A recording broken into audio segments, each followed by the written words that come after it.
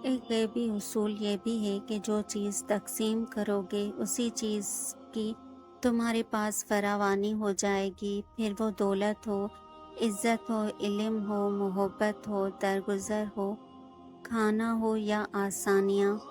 किसी को अच्छे अमल से खुशी देना हज़ार सजदे करने से बेहतर है। रहने दो मुझे अंधेरों में गालिब, उजालों में लोगों के असली चेहरे नज़र आते हैं।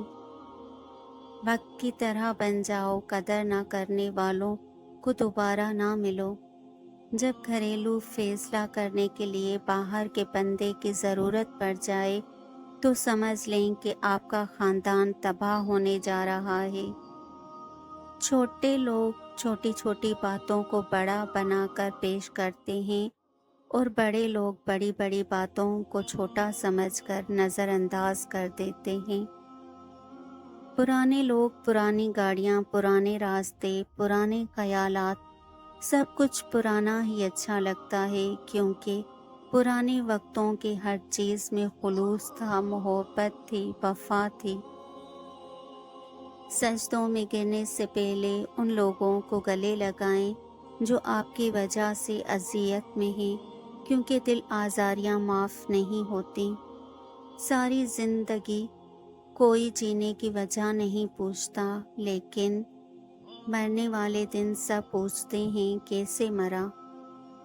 हर वो शख्स बेवफा है जो नमाज नहीं पढ़ता, जो खुदा का नहीं वो तुम्हारा कैसे हो सकता है। अमूमन एक जुमला सुनने को मिलता है, मुंह पर बोलने वाले दिल के साफ होते हैं। ऐसी दिल की सफाई का क्या फ़ायदा जो दूसरों के दिल को अल्फाज के नश्तर चुभोकर ज़ख्मी कर दे। कुछ बातों का बोझ खुद उठाकर दूसरों से दरगुजर का मामला अख्तियार करना चाहिए। कपड़े इंसान के जिस्म को ढांपते हैं और गुफ्तगू उसकी शख्सियत को। चिड़ियों की तरह हम भी शजर छोड़ जाएंगे, तरसेंगे लोग फिर कभी हमारे शोर को। हज़रत अली अलैहिस्सलाम ने फरमाया, एक बात पर ईमान रखो कि जब अल्लाह की रज़ा होगी तब हर चीज़ अता होगी। दो चेहरे इंसान को कभी नहीं भूलते, एक मुश्किल में साथ देने वाला और दूसरा मुश्किल में साथ छोड़ जाने वाला। इज्जत जब इज्जतों के मालिक ने दी हो तो किसी का बुरा चाहने से क्या फ़र्क पड़ता है। ताल्लुकात को निभाने के लिए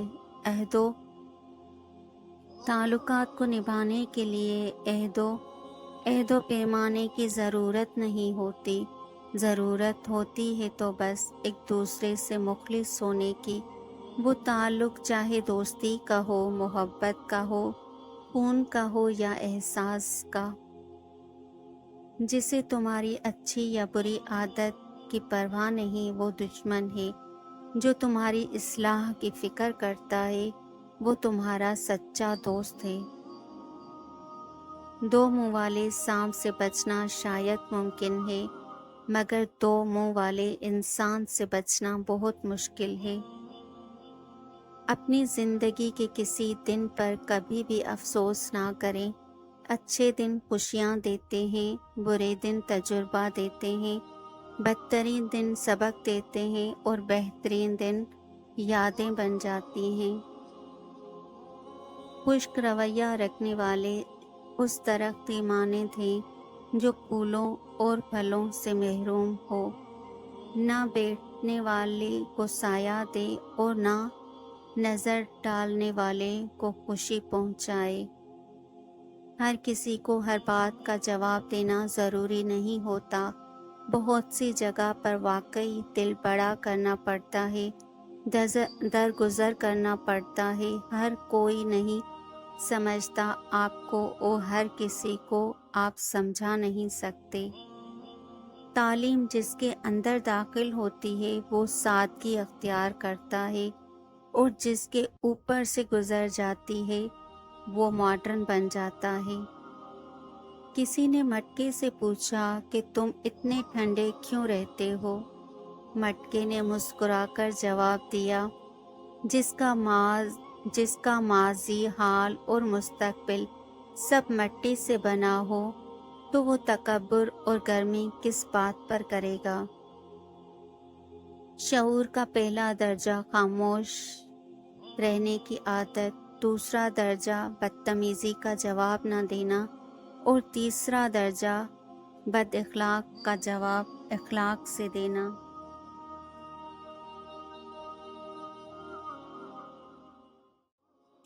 انسان کی تمام پریشانیاں دو باتوں کی وجہ سے ہیں، تقدیر سے زیادہ چاہتا ہے، وقت سے پہلے چاہتا ہے۔ حضرت علی۔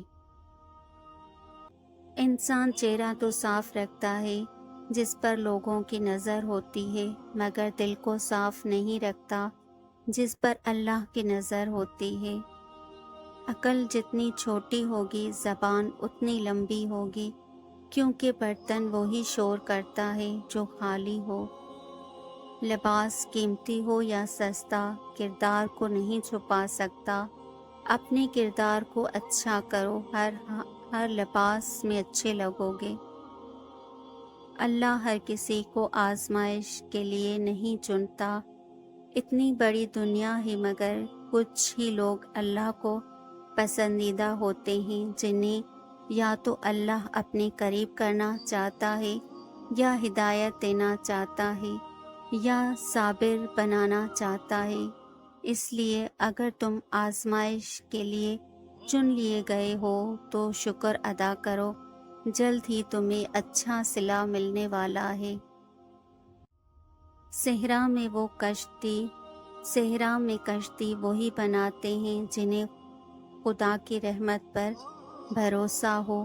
وہ جانتے ہیں کہ خدا بھروسہ توڑنے والوں میں سے نہیں، موت سے انہی لوگوں کا مقدر ہوا کرتے ہیں۔ جانتے ہو مجھے اللہ سے کیوں محبت ہے؟ کیونکہ میں گناہ گار ہوں، وہ پھر بھی مجھے دینے سے نہیں تھکتا۔ میں تھوڑا سا رو لوں، تھوڑا صبر کر لوں، وہ انہیں ضائع نہیں ہونے دیتا۔